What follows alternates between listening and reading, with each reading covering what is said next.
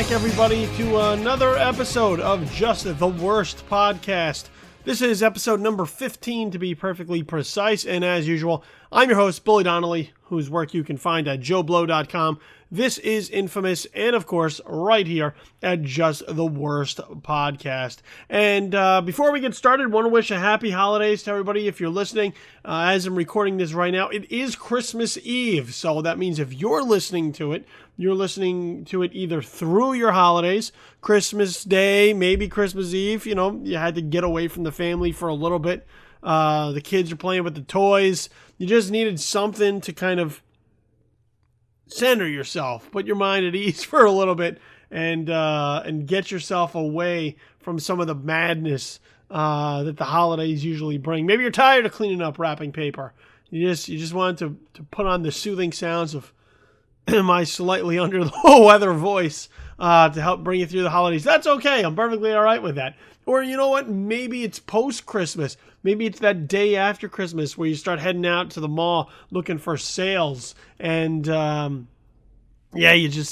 needed something to help get you away from wanting to punch that guy in front of you in the face in line as you wait on that ridiculous line to try and get like half price off of wrapping paper or some Christmas ornaments. Or you could be in that situation where you're trying to return something, and everybody heads to the stores and the malls post-Christmas to return those things they didn't want, those things that they didn't need, those things that they didn't like, and the line's out the door. So I hope you listen to the podcast right now as a way to kind of bring a smile to your face.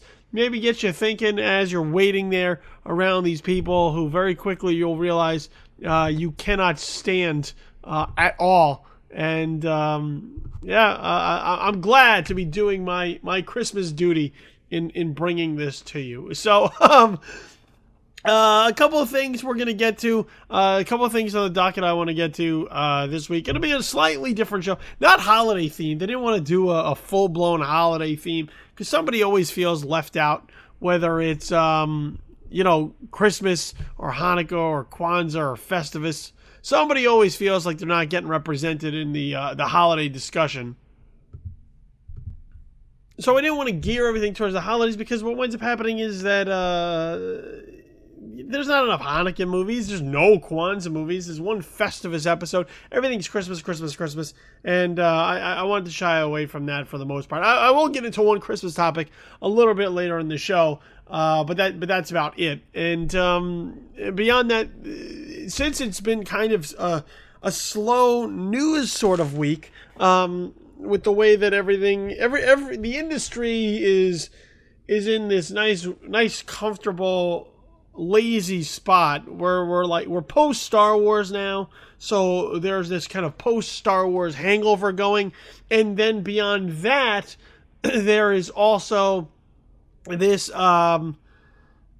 just everybody was getting ready for the holidays, so it's been very light these past few days, but a couple of things came up that I figured I'd opine on and offer up my opinion on, and we'd go from there, and that would kind of be the show. So for those of you who kind of were like, well, what about the news? I don't think there's much out there. There's a Deadpool trailer we're getting on Christmas Day that I haven't seen yet, and that's basically it. But there are a couple other things that I think require some important discussion. And those are the things we'll discuss here on the show. And then next week, as we get towards the year end, and there's really nothing going on, I'll figure out something to do for episode number 16. But here's episode number 15, so let's kick it off. Let's get things going. And I want to jump right into the big elephant in the room, which is the Star Wars discussion that's been going on. Now, I talked last week here on the show about what I did about my general opinions of Star Wars The Force Awakens, which is that I like it and I think everybody should see it. And if you want to go a little bit more in depth as far as my thoughts on Star Wars The Force Awakens are concerned, you check out my Just the Worst movie review podcast, episode number 12 to be exact on that level. And that is myself and Brian Truitt of USA Today getting right in, hands dirty on Star Wars The Force Awakens, spoilers and all. So you make sure you jump into that, and we'll give you the full rundown of our Star Wars: The Force Awakens opinions. You can also head to the This Is Infamous YouTube channel and find my spoiler-free, very vague impressions of Star Wars: The Force Awakens, which came out before the film was released.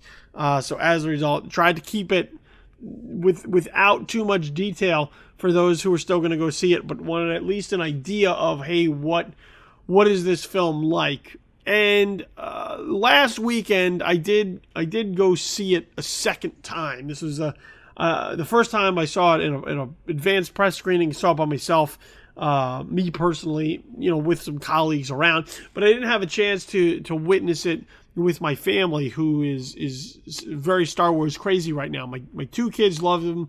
My wife got into it, so I had a chance to see it with them a second time, and I was curious, having gotten some detachment from the hype, seeing it a few days early before release, and then having some time to think about it before I could have the opportunity to see it again. I was very curious to see how it would hold up a second time, and whether or not it would do it for me, whether or not I would still have issues with the same type of problems that arose for me the first time. And I found that the second time it actually played very well.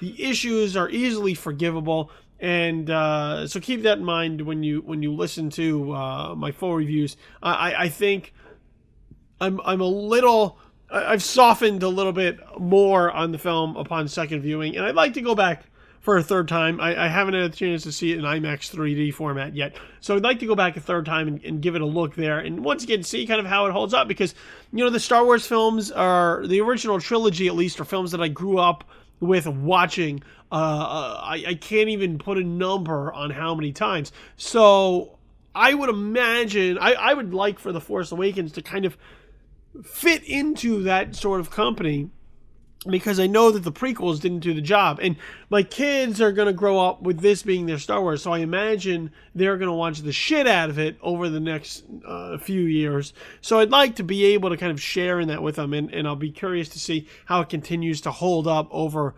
repetitive viewings, and whether or not those issues become any more glaring, or they're still pretty solid. So, but the thing I wanted to talk about today, as far as Star Wars: The Force Awakens is concerned, is kind of this debate that's going on, or this this issue-filled conversation that's going on over the character of Rey, basically the main protagonist in The Force Awakens, played by Daisy Ridley. Now, the second that you have sort of a female protagonist in this day and age, right away there's going to be some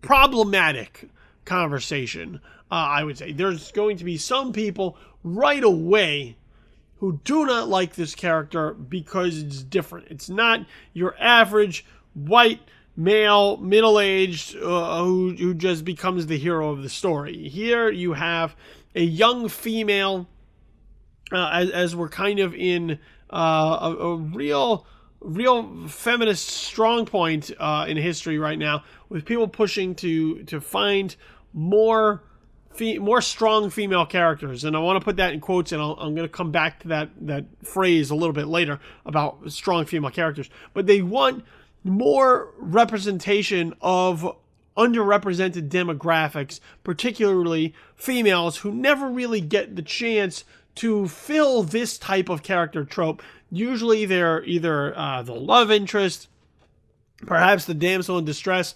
And look, I don't have any problem with those roles. So let's get that out of the way first. I don't have any problem with those roles existing.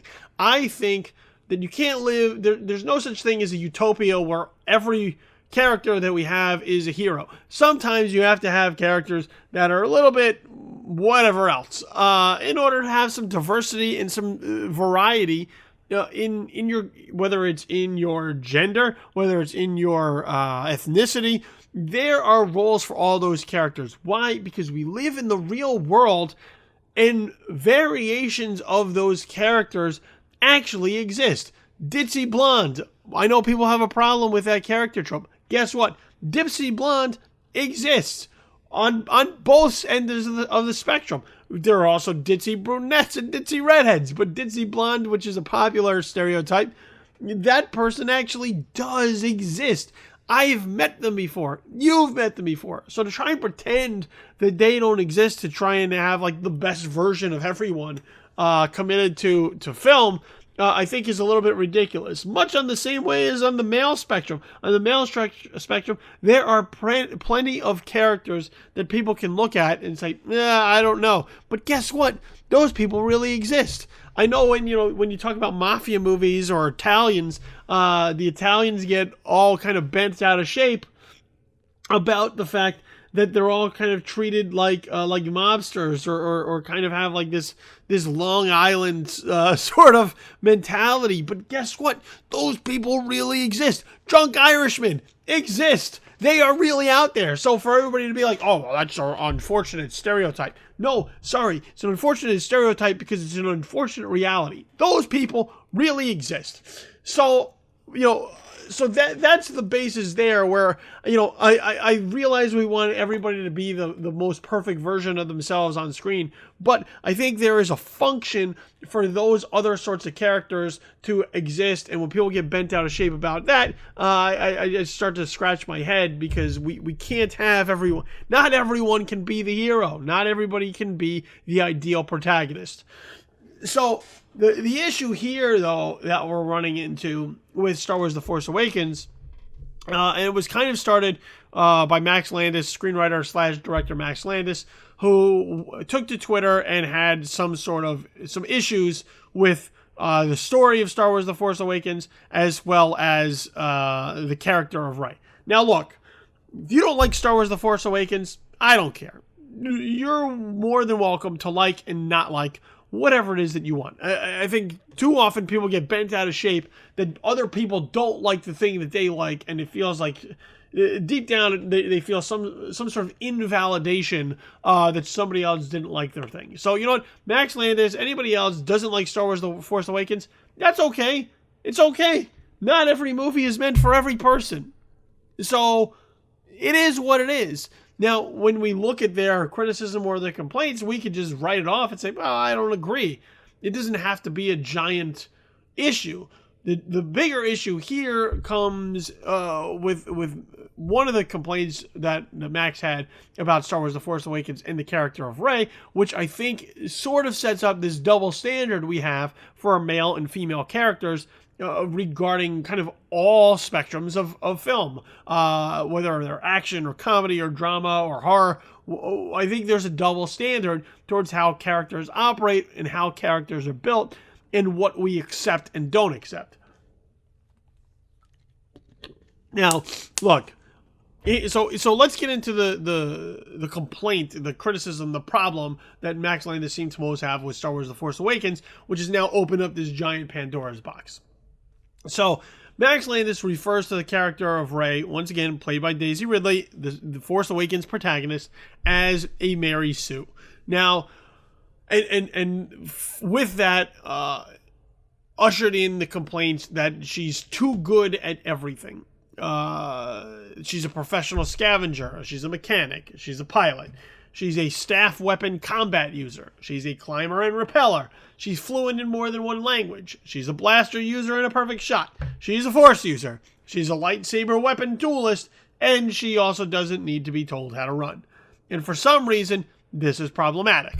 Now, let's get into the phrase Mary Sue, which comes from kind of fan speak over a while, and was initially used as terminology for fan fiction. Mary Sue was sort of a wish fulfillment character, sort of an author surrogate. Took the fan fiction writer and allowed them to participate in the story that they were constructing within the confines of the universe that they're a fan of. Basically inserting themselves into the fan fiction as sort of this idealistic, perfect, amazing character who, through their awesomeness, is able to gain the admiration and love of the very characters they admire and love. So, for example, let's use the Harry Potter franchise just to kind of do something different from Star Wars right now as an example, because I think it sets up perfectly. Under the idea of a Mary Sue, a character would be written into the wizarding world, perhaps existing at Hogwarts, who is just this amazing wizard, this amazing young wizard who does all sorts of amazing things. If trouble arises, they're able to step up and combat it. And as a result, this particular character is now a friend, an ally, and really good partnership with Harry Potter and Hermione and Ron. So now, rather than there just being this core trio, there's a core foursome. There's a square there that now includes the author who's now created themselves as this amazing character within the world. So you can do this for anything, any sort of fan fiction. It's meant to place the author in the work, in the world, and have them stand out, not be a background character, but be someone that is now on the same level as the heroes that were at the centerpiece of the popularity of these particular properties. So you can do it with Star Wars. Somebody who, oh, look, this imaginary character is running with the Rebel Alliance, and Luke Skywalker and Han Solo think they're just so amazing. And Princess Leia, oh, look, they're BFFs. Like, it's that sort of situation. The Hunger Games, oh, somebody that Katniss Everdeen looks up to.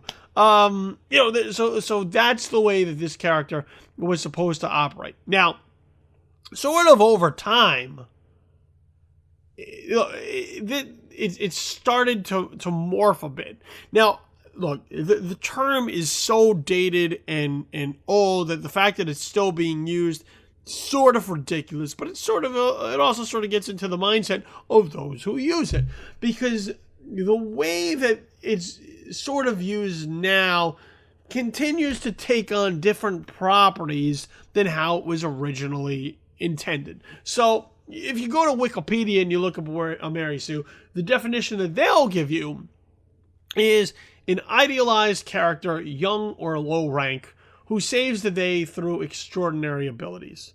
Now, if that's the case, a Mary Sue isn't really a problem, because we get that character all the time. Usually, quote unquote, the one is some sort of young or low rank character who saves the day through some extraordinary abilities. They rise up over time and they become this extraordinary individual. But everybody has sort of simple offerings, unless you're like Superman, who was born that way and just that's what they do.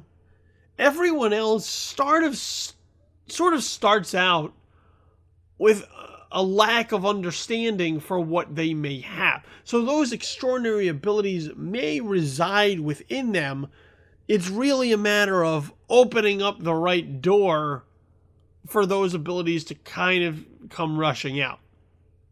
Now, there's also the term the Gary Sue, which is more aimed at male characters, but you don't get that one so frequently, and it's not really used as a criticism as much as the Mary Sue, which is directed pretty clearly at only female characters. So really what you wind up having now when you're launching into this as a criticism is female characters who are unrealistically talented or skilled. That's really what it boils down to when you're saying, oh, well, this character is a Mary Sue, and you're doing it in a detracting fashion. And the problem with that is that this is where I find the double standard to come in, is that this is not a criticism that is typically heaped upon male characters who have similar skill sets or abilities. Now, the thing with Rey, and here's where I'm going to get into some spoilers. So if you haven't seen Star Wars The Force Awakens, maybe this is the point where you kind of tune out and pause and come back later. But the thing with Rey in Star Wars The Force Awakens is that we learn at some point that she is Force sensitive. She has the ability to harness and channel the Force, in addition to a number of other skill sets. So it's not necessarily that she's just the average person. She's a person who has abilities within her, at least the more mystical, magical elements of Star Wars, that aren't uncovered until later. Now, once again, I don't have a problem with that. I don't think that's unrealistic at all.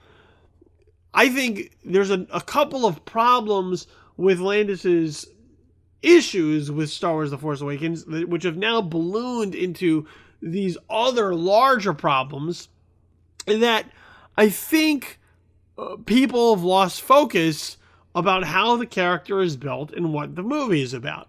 Now look, so the Force stuff right there, like let's knock that off of the table and say, sort of, you can look at any number of male heroes, whether it's Neo in The Matrix or Luke Skywalker in the original Star Wars, who started out as whatever and became something greater as the film progressed.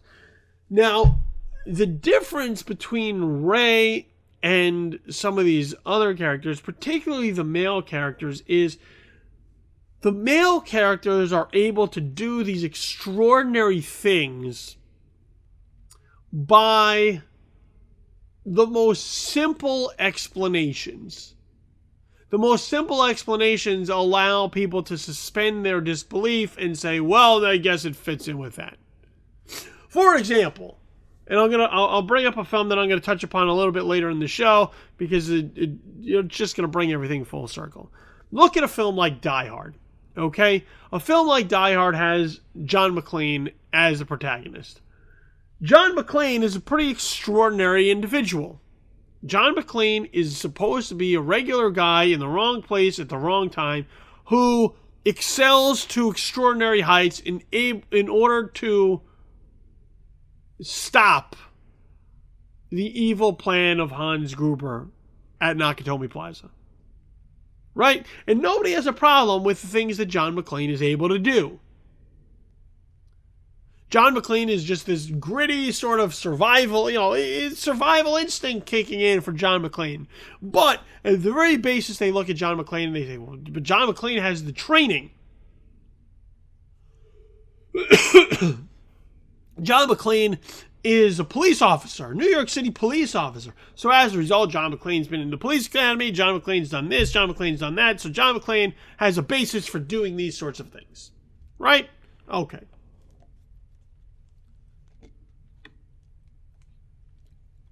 You look at something like the Bourne films. Jason Bourne is able to do extraordinary things because he's an extraordinary individual. But why? Well, Jason Bourne was a part of this program and his training and blah, blah, blah. Now, but I can suspend it because I at least have that foundation for it. Okay. See, the thing with male heroes are typically that they are able to be put in situations by mostly crafting the character as something that would have those abilities. A cop, an FBI agent, a CIA black ops specialist, a spy, a super spy, a Marine, what else? A ninja. Like, there's all sorts of things that you typically would call upon there. And as a result, people look at it and they go, oh, well, that makes sense. Now, there are also situations where people are able to kind of rise up to extraordinary situations in the male center the male half of the spectrum, where nobody has a problem with it. I'm going to take a beloved character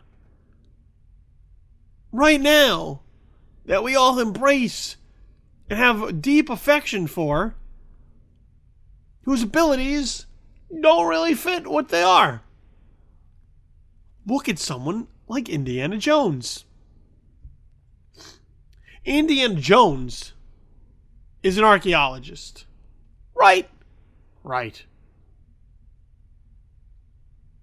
But look what happens when Indiana Jones is thrust into action. He's an amazing fighter. He has an incredible skill set with a bullwhip. Not a bad shot. But nobody looks at Indiana Jones and goes, well, this is bullshit. He's too good at everything. Why? Because that's what the story demands that Indiana Jones is. That doesn't mean that Indiana Jones isn't a bad character. It just means this is who Indiana Jones is. The personality is the other layer that helps make it a little bit more palatable. You look at Indiana Jones and you go, I like this guy. He's got some charisma. I'm digging him. But when Indiana Jones is able to outrun this giant boulder at the outset of Raiders of the Lost Ark, you don't get up and walk out of the fucking theater.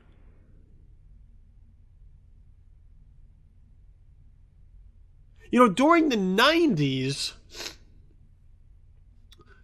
when Hollywood started to move away from the traditional action movies, they started to move away from Schwarzenegger and Stallone and Jean-Claude Van Damme and Steven Seagal. And they started to move into more of the regular hero. Before, once again, we brought it back to superheroes where now everybody's larger than life. But if you remember a film like Con Air, I mean, once again, but look at Con Air, Nicolas Cage was like a Navy SEAL prior. But you look at a film like, let's say The Rock, for example, I think is a good example. Which I don't think anybody would look at The Rock and say, well, this is a bad action film. The Rock is a really good action film. And I think one of Michael Bay's better films. I wish Michael Bay made more films like The Rock. But you look at the duo, the heroic duo of Sean Connery and Nicolas Cage. Once again, Nicolas Cage was a big deal. Nicolas Cage is just a scientist. He's in the FBI, so that I guess that helps him a little bit, right? Once again, stick him in the FBI, that'll work. But Nicolas Cage is a lab rat. He's a guy who deals with chemicals and science and poison. He's not really typically ready for the field. I think even at one point he says he hasn't really handled a gun. But you stick Nicolas Cage now out in Alcatraz with a do-or-die mission, Nicolas Cage rises to the occasion. Sean Connery is a spy, so he gets some more leeway. But Nicolas Cage, look what Nicolas Cage gets to do. Armageddon is another one. Once again, kind of going back to Michael Bay. These guys get to go into space. Deep sea oil drillers fly into space to help save the world from an asteroid. Are you fucking kidding me? And while people may look at Armageddon and go, well, I have a problem with Armageddon, I have a problem with what Michael Bay did here, I have a problem with what Michael Bay did there, nobody ever looks at it. It says, well, I have a problem with the characters. Because at some point you just go, fuck it, I'll ride with it. And I think the problem with Star Wars The Force Awakens is that people aren't saying, well, fuck it, I'll ride with it. Instead, they look at it and go, well, now I have a problem with it. Even though it's inconsistent with them having the same problem with other films and other characters who are constructed in the same way. Now, Rey doesn't get the benefit of being a CIA agent or a black ops specialist. That's not who she is. That's not the character that she's meant to be. And trying to squeeze her into this box that only these particular characters are able to do these particular things is kind of idiotic and foolish. Because who the fuck wants to watch the same character be the same way all the time, just in different movies with a different appearance?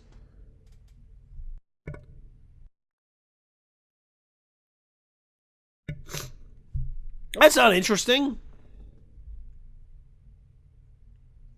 So once again, there's this double standard. Because there are male characters that are allowed to be this, and it's not a problem. But the second we have a female protagonist who has the similar capabilities, all of a sudden people are up in arms like, well, no, that is fucked up. What a terrible character.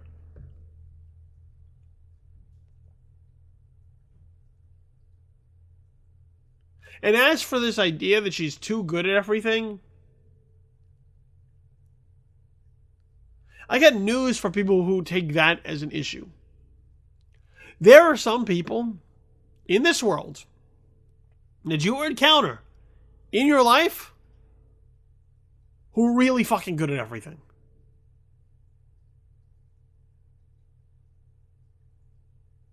Will they have a flaw here and there? Sure. But for the most part, they're really good at everything.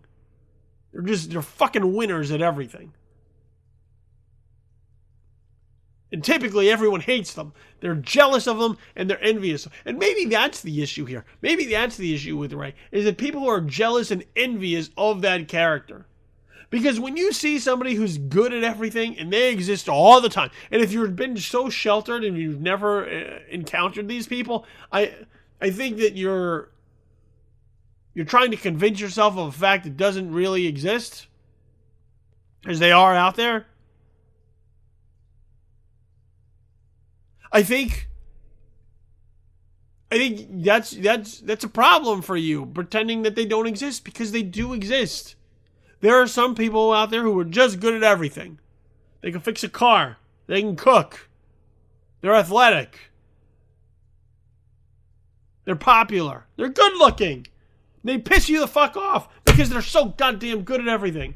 But they are out there. They do exist. And I don't think that that's a valid criticism of a character, is that they're too good at everything. There are people that you'll encounter in your life who are shitty at everything. Can't catch a break. Black cloud over their entire existence. Maybe they're good at one thing. Like there's this one thing that they're kind of alright at. But for the most part, they're shitty at everything. You wouldn't want them on your team. You wouldn't want them in your group. You wouldn't want them hanging out with you. You don't want them cooking your food. You don't want them fixing your plumbing, building your house, whatever. You don't want them anywhere fucking near anything it is that you are doing, because you know that the likelihood of them fucking it up and ruining it is pretty strong. Well, there's a flip side of that. Those people you want around all the time because they just ooze winning. They're just a winner. They do everything right because they're fucking amazing. Those people exist too. Those people are out there. So I'm just saying, you can't look at a character and go, well, they're too good at everything, I don't like them. Of course you don't like them. Who the fuck wants to look at somebody who's good at everything? But being envious and jealous of them being better than you is much different than looking at them and saying this is a bad character. Because there are still ways to look at that in the ways that we've seen plenty of male characters who are fucking good at everything and saying, well, at least they're fun to watch or they're interesting or whatever. So I think all of this criticism that's been thrown at the character of Rey in Star Wars The Force Awakens It just doesn't add up. Now, look, I'm not going out there. I'm not calling people sexist or misogynist or anything like that. I just think that they're mistaken and that they're wrong.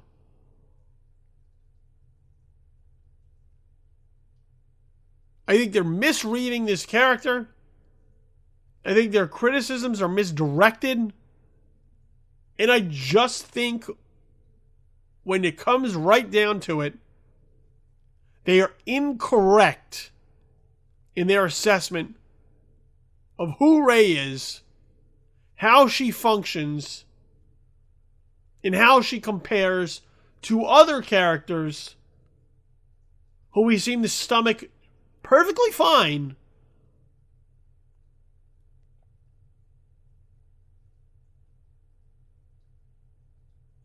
Mostly because of the fact that it's a female character.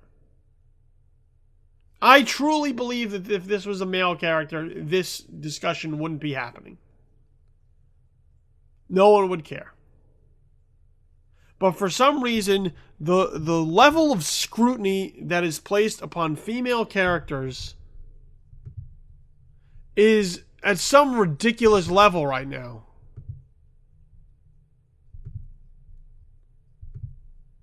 It's some ridiculous level.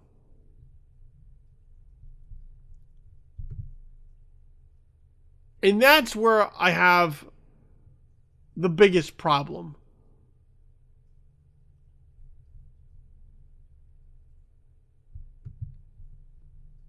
Is if you're going to take issue with a character like this, be consistent across the board. Call them all out for it. The problem is you won't ever like anything because these characters are everywhere. I thought Rey was a fantastic character. I think it's an excellent standard for young women and girls to look up to at a time where we don't get too many of these characters. And I think Daisy really kind of nailed it. So I was a fan. Now I want to pivot though to the secondary direction of this sort of conversation,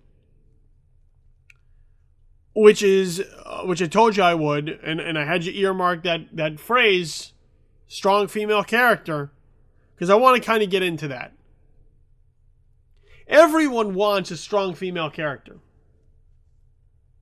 Or at least everyone claims we want more strong female characters. You hear it all the time. There's not enough strong female characters. We need more strong female characters. How come there's not strong female characters? Where are all the strong female characters? And the problem is, while everybody wants that, nobody really fucking knows what that means. Or what they themselves want in a strong female character.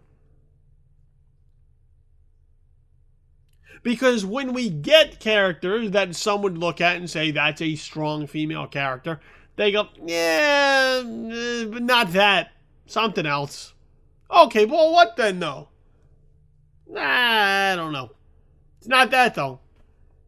It's something else. I'll know it when I see it. That's a problem. Because how can you ask for something or want something that you yourself don't know what the fuck it is? And here's the other part of it, is that there's not just one way for there to be a strong female character. Strong female characters can be a number of things. Because when you say, I want a strong female character, what does that mean? What is your definition of that? Does it mean physically strong?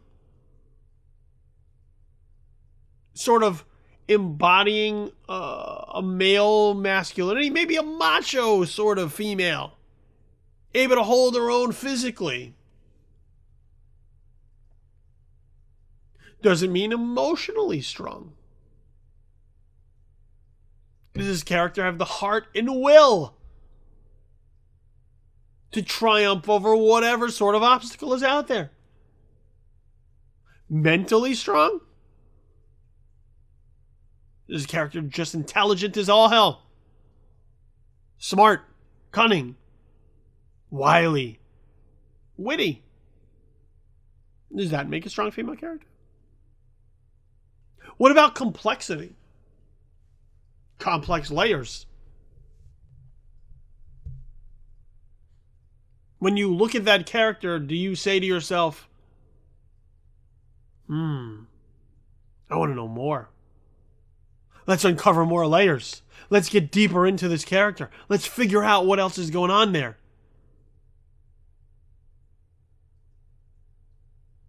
Or is it all of the above? Or any of the above? Because that's what I think. I think any number of those attributes or elements can make up a strong female character. There's not just one way to paint a strong female character. A strong female character could be any number of those, or any combination of those. So when we look at strong female character and you go, but not that, it's because, once again, you've narrowly tried to define what it is without really knowing what you want out of it. Because if you got one of those, you go, but no, not quite. You haven't gotten right yet.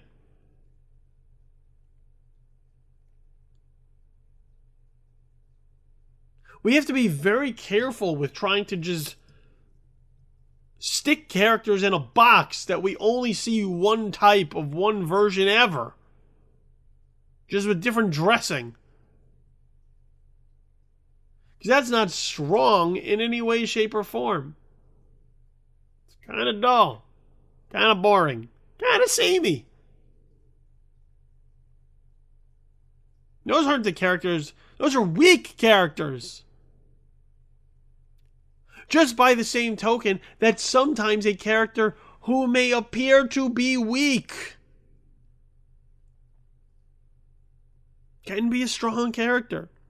A victim can be a strong character. Strength isn't always just determined by the musculars.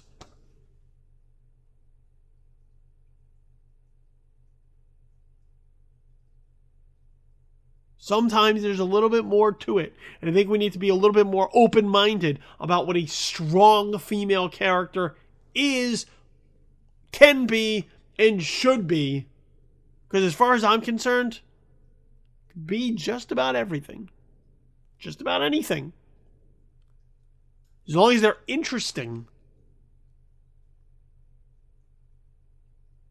As long as they fit the context of the film. Works for me. So that's sort of my 2 cents on strong female characters and this entire Daisy Ridley situation here. So just some food for thought. Consider it. Think about it. That's how we move forward. But at least, yeah. At least give it some thought. All right, put your mind into it. All right, I want to get into something that's near and dear to my heart. I did say I was going to talk about one Christmas thing later on, and that's why I'm going to do it right now as we get ready to sort of move towards the end of the show and wrap it up and send you on your way towards the holidays. Look, I love Christmas time. All right, I'm a Christmas guy. Festivus is cool to me too, but Christmas is that's my holiday. All right, and I love Christmas. I love getting in the spirit of Christmas. I love decorating. I love putting the lights out, and I got some deer, those light up deer that move out on my lawn. The tree I love putting up. I like getting in the spirit of the holidays for Christmas, and with that, I love watching Christmas movies. Okay, I love watching Christmas movies around the holidays. And I have a number of films that I like to go to sort of consistently every year. Everybody's got their favorites.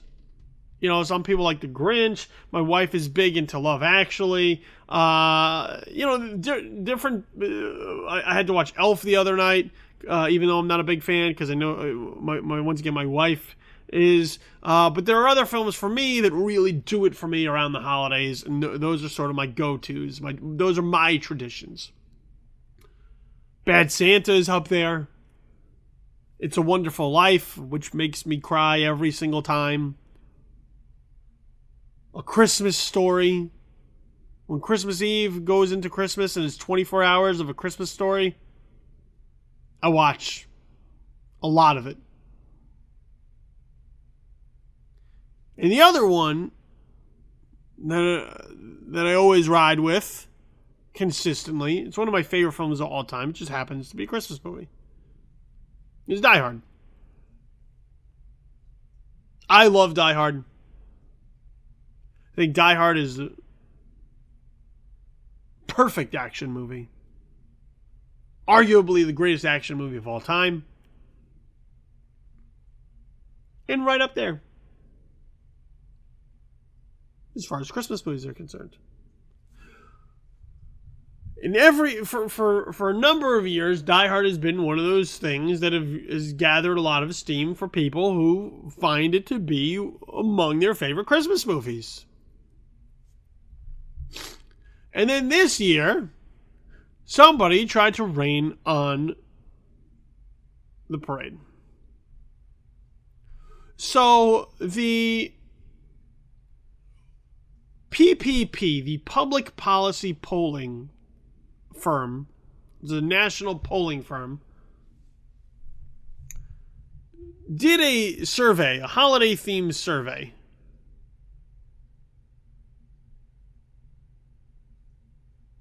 in which they asked those they were surveying about the status of Die Hard as a Christmas movie.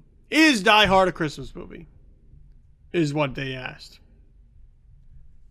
And 62% of Americans didn't think it qualified as a Christmas movie. Looked at Die Hard and said, nope, not a Christmas movie. With 13% saying, no, it absolutely is. Now, as you can imagine, I side with the 13%. Those 13%, those are my people. They get it. But I had people come to me and say, well, look, they're saying Die Hard's not a Christmas movie. And to that I say, fuck you. It's a Christmas movie to me. It's a Christmas movie to a lot of people. We don't have to look at it and say, Christmas movie, not a Christmas movie. Everybody's got their own perspective on how these movies shake out. Now, are there some movies that are much more overtly Christmas? Absolutely. Anything involving Santa Claus, Christmas.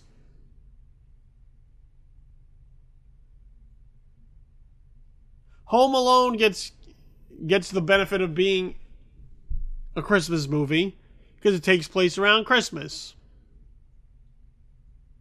It's about a young kid who beats the shit out of two grown adults trying to break into his home. But because the setting takes place around Christmas, Home Alone gets a break as being a Christmas movie. So why the fuck doesn't Die Hard get to be a Christmas movie? Die Hard is a Christmas movie.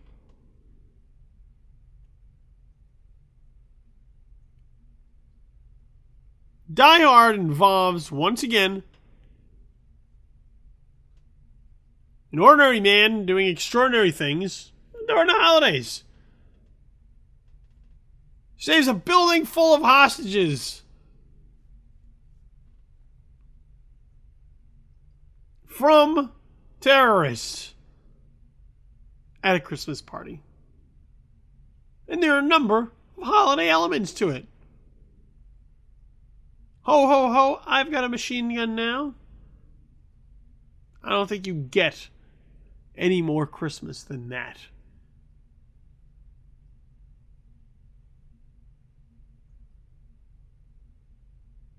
Now, I don't want to get too deep into Die Hard because we'll be here all day. I'm just saying, look, you don't think Die Hard is a Christmas movie? Nah, I'm sorry. I feel bad for you. but will always be a Christmas movie for me. It's filled with Christmas miracles.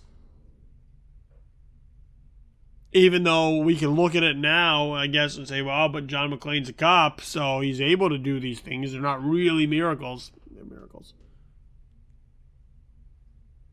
But yeah, don't try and take Die Hard status as a Christmas movie away from me. You don't qualify it, that's too bad for you. But for me, it's always going to be up there. I'm always going to love that goddamn movie. And here on Christmas Eve, I'm already primed and ready to pop it on later. Because my mother-in-law is coming to visit. Actually, I got some family coming to visit, but my mother-in-law is involved. She's also coming to visit. She's a huge Die Hard fan, so I don't think I'm going to get any pushback when I say I'm gonna put Die Hard on. I'm gonna get a rallying cry, and we're getting this thing on the TV. It's gonna be glorious. All right, so whatever your traditions are for the holidays, try and get some Die Hard in there. Yippee-ki-yay, motherfucker. All right, that's going to close out the show, though. I'm going to get out of here. I'm going to let you get out of here. Everybody's got some holiday business to still take care of. And if it's after the holidays, well, I hope it helped you unwind and relax just a little bit. So make sure you hit us up on social media. Official Just the Worst Podcast Twitter handle at JTW Podcast. Make sure you nail that one. And on Facebook, facebook.com/Just the Worst Podcast. Follow me on Twitter at Infamous Kid, and on Facebook, facebook.com/Bully the Kid. And from there, Snapchat, Instagram, you can find all the links out to those. You can find all the podcasts at SoundCloud.com. SoundCloud.com. Do a search for Just the Worst Podcast, and all of our variety of shows will come up for you to be able to find. And yeah, you'll be able to lock them down pretty easily. RSS feed is look, everything's getting set up. I've already had conversations over the holidays. I've been promised that they will be a go. So you'll get the green light soon enough before the new year is out, is what I've been told. So the RSS, the iTunes, the Stitcher feeds, all that'll be set up for you to be able to get all your subscriptions lined up to your liking, and we'll be rolling. So I know I keep saying that week after week. This is what I'm told week after week. I'm finally trying to put my foot down nicely, because, it's still the holidays. But it'll get done before the year is out. Before 2015 is over, all of that stuff will be situated and taken care of. So just hold on just a little bit tighter. And make sure you follow all my work. JoeBlow.com. This is Infamous, which, of course, you can find on YouTube. And here, Just the Worst Podcast. All right, I'm going to get out of here. Get some hot chocolate with booze in it to start drinking, and some presents to get unwrapping the second they start being handed over to me. Oh, I love presents. In the meantime, look, have yourself a great holiday. Whatever it is that you celebrate, whether it's Christmas or Hanukkah or Festivus or Kwanzaa or winter solstice or just nothing at all. Have a good time with your family and friends this time of year. Enjoy some movies, because Christmas Day is a big movie release date. So do something in the spirit of the holidays, whether you like one or all of them, and just enjoy this time of year. It's always a good festive time, and it puts me in that nice, cozy, warm, fuzzy feeling. Yeah, getting that kind of mindset and mood. And if we can bottle that and hold on to it all the time, we'll be pretty good. So keep at it. Otherwise, I got to get out of here. Thanks for listening. Thanks for downloading. Thanks for streaming, however it is you got here. And I'll see you next week as we close out the new year, as we close out the old year and get to the new year. This has been Just the Worst Podcast, episode number 15. I've been your host, Billy Donnelly. I'm out. Peace.